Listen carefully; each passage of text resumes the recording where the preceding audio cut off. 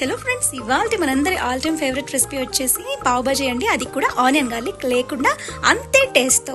So recipe ఫుల్గా చూసేసేయండి. మళ్ళీ ఇలాగే ట్రై చేద్దాం అనుకుంటారు. Welcome back to Anagha's kitchen, the tasty food. Video స్కిప్ చేయకుండా చూసేస్తే ఆనియన్ గార్లిక్ లేకుండా కూడా ఇంత బాగా చేయొచ్చా అని ఖచ్చితంగా మీకు అనిపిస్తుంది. దీనికోసం ముందుగా స్టవ్ మీద బాణలు పెట్టి 3 టీ స్పూన్స్ ఆయిల్ వేసేసి హీట్ అయిన తర్వాత అందులోకి 2 టీ స్పూన్స్ జీలకర్ర అలాగే ఒక బిర్యానీ ఆకు వేసి వేయించేసేసేయండి.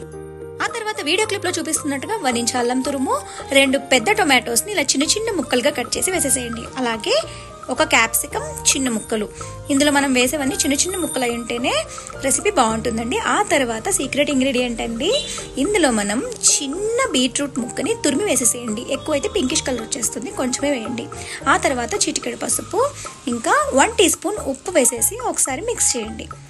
ఇప్పుడు మూత పెట్టి టొమాటోస్ ఇంకా క్యాప్సికం మగ్గేంత వరకు కుక్ చేయండి. ఇదే టైంలో 3 పెద్ద ఆలుగడ్డల్ని క్యూబ్స్ గా కట్ చేసి ఉడికించి పక్కన పెట్టేసుకోండి. సో చూసారు కదండి, టొమాటోస్ ఇంకా క్యాప్సికం ఇలా బాగా ఉడికి పైకి ఇలా నూనె తేలుతూ ఉండాలండి. ఆ తర్వాత బిర్యానీ ఆకు తీసి పక్కన పెట్టేసేయండి. మనకి మ్యాష్ చేసుకునేటప్పుడు అది అడ్డొచ్చేస్తుంది. సో ఇప్పుడు ఉడికించి పెట్టుకున్న ఆలుగడ్డల్ని నీళ్లతో సహా ఇందులో పోసేసేయండి.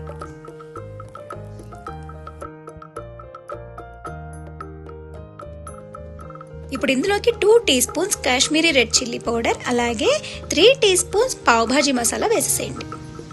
వేసిన తర్వాత అన్ని ముక్కలు ఆల్మోస్ట్ ఫైన్గా మ్యాష్ అయ్యేటట్టు ఒక మ్యాషర్ తీసుకొని మ్యాష్ చేసేసేయండి.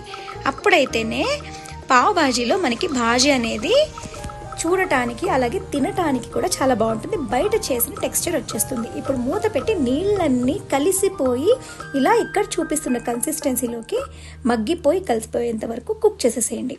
ఇది ఆల్మోస్ట్ 10 మినిట్స్ వరకు పడుతుందండి. సిమ్లోనే చేయాలి ఇదంతా. సో ఈ కన్సిస్టెన్సీలోకి వచ్చిన తర్వాత మనం ఆపేస్తే తినే టయానికి ఇంకొంచెం దగ్గర పడుతుంది. ఇప్పుడు కాస్త కొత్తిమీర తరుగును వేసేసి ఒకసారి కలిపి దించేసేసేయండి.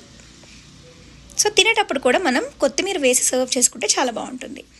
ఇప్పుడు ఇది పక్కన పెట్టేసి మనం పావ్ భాజీలో పావ్స్ కోసం మీరు బయట మార్కెట్లో దొరికే రెడీమేడ్ పావ్ భాజీలని అంటే పావ్స్ని కొనొచ్చండి. ఇక్కడ నేనైతే 100% వీట్ పావ్ని కొన్నాను, అంటే వీట్ బన్ అనమాట. ఇది చూస్తున్నారు కదండి, కొంచెం డిఫరెన్స్ ఉంటుంది కలర్ కూడా. సో దీన్ని ఇలా మధ్యకి కట్ చేసి పెనం మీద కొంచెం బటర్ వేసేసి, బటర్ లేకపోతే నెయ్యి కూడా వేసుకోవచ్చండి. అది కరిగిన తర్వాత ఇందులోకి మనం ఇందాక చేసి పెట్టుకున్న కూర పైన రసం ఉంటుంది కదా, అది వేసి బన్స్ని ఇక్కడ చూపిస్తున్నట్టుగా అటు ఇటు వెన్న రాసుకుంటూ చాలా క్రిస్పీగా కాల్చేసేసేయండి. మరీ హైగా పెట్టి కాల్చొద్దండి, మీడియం ఫ్లేమ్లో కాలిస్తే లోపల దాకా కాలుతుంది. సో చూసారు కదండి, ఇలా విరక్కుండా కాలిస్తే ఆల్మోస్ట్ మనం బయట కొన్నట్టే ఉంటుందన్నమాట టెక్స్చర్. ఇప్పుడు తీసుకొని మనం పావ్ భాజీ సర్వ్ చేసుకుంటే ఇలాంటి ప్లేట్స్లో పెట్టి సర్వ్ చేసుకుంటే చూడటానికి తినడానికి కూడా చాలా వీలుగా బాగుంటుందండి. సో అంతేనండి, రెసిపీ చాలా సింపుల్. టొమాటోస్, క్యాప్సికమ్స్ ఇంకా ఇక్కడ చూపిస్తున్న ఈ కొన్ని ఇంగ్రీడియంట్స్ ఉంటే చాలండి. పావ్ భాజీని చాలా ఈజీగా ప్రిపేర్ చేసుకోవచ్చు. అలాగే ఆనియన్ గార్లిక్ లేకుండా కూడా ఇంత టేస్టీగా రెడీ చేసుకోవచ్చు. మరి మీకు ఈ రెసిపీ నచ్చితే తప్పకుండా ట్రై చేసి ఎలా వచ్చిందో నాకు తెలియచేయండి. రెసిపీ అండ్ ఎక్స్ప్లెనేషన్ నచ్చితే లైక్ చేయండి and please subscribe. Thank you.